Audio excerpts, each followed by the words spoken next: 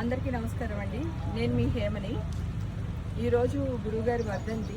అది నాకు అసలు మైండ్లో కూడా లేదు. అయితే నేను ఒక వీడియో చూడగానే అయ్యో ఏంటి ఇలా ఉందా అని చెప్పి భయపడి కాల్ చేసి లొకేషన్ షేర్ పెట్టించుకొని నాతో పాటు ఒక 4 మనుషులను ఎక్కించుకొని పరిగెత్తుకుని వచ్చానండి ఇక్కడికి. గురుగారు ఏంటంటే హలో ఏంటి అందరూ మర్చిపోయారా, ఇవాళ నా వర్ధంతి అని ఆయనే మాకు గుర్తు చేసినట్టు అయ్యింది. చాలా చాలా హ్యాపీగా ఉంది. నాకు వచ్చాను, నేనేమో భయపడుతూ వచ్చాను, ఎలాగా ఏం చేయాలి అని మనుషులని అది మాట్లాడొచ్చాను.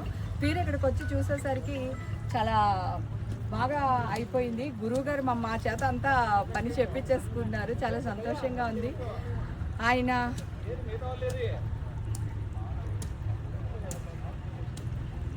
ఆయన బతుకుంటే నా లైఫ్ మరోలా ఉండేది.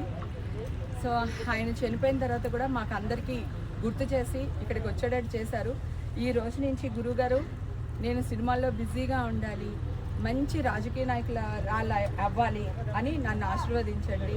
థ్యాంక్ యూ గురువుగారు. థ్యాంక్స్ అండి.